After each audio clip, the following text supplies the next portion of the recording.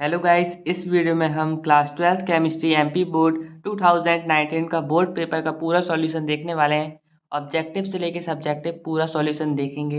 English medium का पूरा solution देखेंगे इस वीडियो में। क्वेश्चन नंबर फर्स्ट का आंसर हो जाएगा ए 8 और क्वेश्चन नंबर सेकेंड का आंसर हो जाएगा बी, क्वेश्चन नंबर थर्ड का सी और क्वेश्चन नंबर फोर्थ का ए और क्वेश्चन नंबर फाइव का बी लैक्टोज। ओके, और question number 2 fill in the blanks ही देख लेते हैं। फिल इन द ब्लैंक्स में फर्स्ट का ये हो जाएगा, सेकंड का ये हो जाएगा, थर्ड का ये हो जाएगा और फोर्थ का क्वेश्चन भी लिखा है, आप ये आंसर लिखाइए लास्ट में 2 और ऐसे ही फिफ्थ का आंसर ये हो जाएगा। ओके, और क्वेश्चन नंबर थर्ड में मैचिंग है और मैचिंग के आंसर दिखा देता हूँ आपको। मैचिंग में फर्स्ट का आंसर ये है, शॉर्टकी इफेक्ट NaCl वाला, और इस सेकंड का ये है। उसी के सामने मैंने सबके आंसर लिखे मैचिंग में, तो आप देख लीजिए। थर्ड वाले का ये हो जाएगा, फोर्थ का ये, फिफ्थ फिफ्थ का ये। और क्वेश्चन नंबर 4 में आंसर इन वन वर्ड है। आंसर इन वन वर्ड का आंसर उसी के सामने ही लिख दिया मैंने, यहाँ पे ये रहा आंसर। फर्स्ट वाले का ये रेशियो, इसका आंसर ये आ जाएगा, ये ए, इतना बस। और अर्हेनियस इक्वेशन ये हो जाएगी। और थर्ड वाले का आंसर ये आ जाएगा। फोर्थ वाले का आंसर हीलियम आ जाएगा और फिफ्थ वाले का answer due to unpaired electron आ जाएगा। ओके, और अब क्वेश्चन नंबर सब्जेक्टिव क्वेश्चन में चलते हैं, 2 नंबर वाले क्वेश्चन में। तो क्वेश्चन नंबर फिफ्थ से स्टार्ट करते हैं। क्वेश्चन नंबर फिफ्थ में न्यूमेरिकल टाइप था, तो न्यूमेरिकल टाइप के लिए सॉल्यूशन ये रहा। और फिफ्थ का और का सॉल्यूशन अभी नेक्स्ट पेज पे दिखा देता हूँ आपको। नेक्स्ट पेज में फिफ्थ का सॉल्यूशन है और वाले का। और सिक्स्थ का सॉल्यूशन, सिक्स्थ में क्या लिखना था, डेफिनेशन टाइप का कुछ क्वेश्चन था।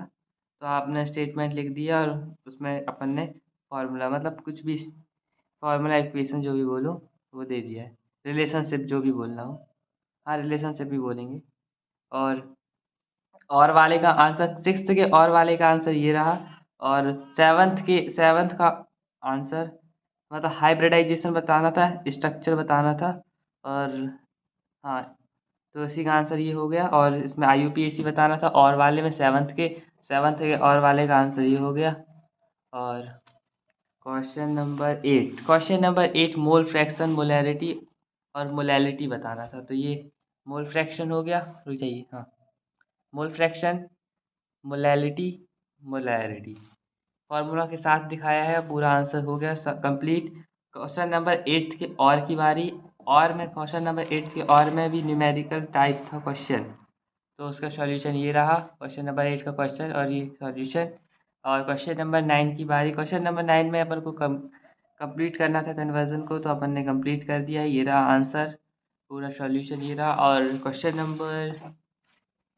नंबर 9 था ये, और क्वेश्चन नंबर 9 का और की बारी। क्वेश्चन नंबर 9 का और में अपन को एनिलीन का कुछ बताना था और सिल्वर 3 स्टेटमेंट दी थी अपन को, उसको मतलब समझाना था, कुछ करके दिखाना था, रीज़न बताना था शायद, हाँ रीज़न बताना था इसमें। तो आप देख लीजिए, इसका आंसर ये है, फर्स्ट वाले का ये है, नाइन्थ के और का फर्स्ट का ये, सेकंड का ये नाइन्थ के और का, और नाइन्थ के और का थर्ड का ये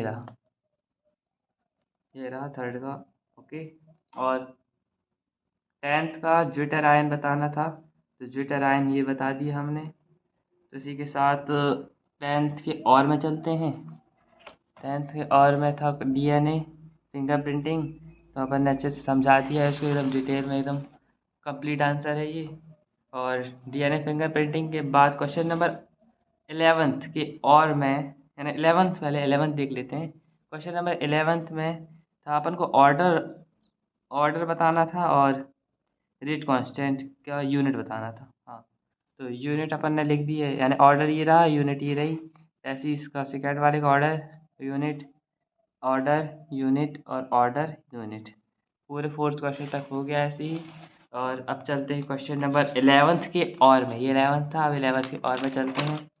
11th के और में 11th के और में अपन को प्रूफ करना था, half life period for the first order reaction is not dependent on the initial concentration. तो ये बुक में दिया है, और ये वाले क्वेश्चन मैं आपके प्रीवियस पेपर में करवा चुका हूँ, 2020 या 2022 में। तो उसमें आप देख सकते हैं, या तो आप इससे बनता ही होगा, या आपके स्कूल में या यानी आपकी बुक में ये दिया ही रहता है, सबसे टॉप ही में दिया रहता है। यहाँ पे टॉपिक दिया रहेगा और उसी में प्रूफ पूरा दिया रहता है, तो इसको कराने की ज़रूरत भी नहीं है। तो आप कर भी सकते हैं इसको, ईजी है बहुत। और क्वेश्चन नंबर 12 ये रहा, ऑक्सीडेशन प्रॉपर्टी बतानी थी पोटेशियम पर मैग्नेट की और एसिडिक मीडियम में। तो मैंने रिएक्शन लिख दी है, चार चार नंबर का था शायद, तो 4 नंबर, हाँ 4 नंबर का था या 3 नंबर का, तो जितने नंबर का हो उसके हिसाब से आप लिख दीजिएगा। ये रही 4 रिएक्शन, सिमिलर सी हैं, बस थोड़े बहुत वो चीज़ चेंज हुए हैं, रिएजेंट और रिएक्टेंट चेंज हुए हैं थोड़े बहुत, और बाकी प्रोडक्ट भी चेंज हुआ है रिएक्टेंट के कारण। तो बस सिमिलर ही सी हैं, लेकिन थोड़ा आप देख लीजिएगा। क्वेश्चन नंबर और में चलते हैं। और 12th के और में ये दिखाना था अपन को शायद 8, हाँ डी ब्लॉक के एलिमेंट्स के बारे में बताना था कुछ। तो एटॉमिक रेडियाई लिख दिया है, पूरे 4 के 4 पॉइंट्स लिख दिए हैं। एक ये रहा एटॉमिक रेडियाई वाला, आयनाइजेशन एनर्जी वाला, और मेटालिक करेक्टर वाला, और ऑक्सीडेशन स्टेट वाला इस पेज में है, तो आप देख लीजिए ऑक्सीडेशन स्टेट वाला। इसी के साथ क्वेश्चन नंबर 12th का और कंप्लीट होता है। और क्वेश्चन नंबर 13 में चलते हैं अपन।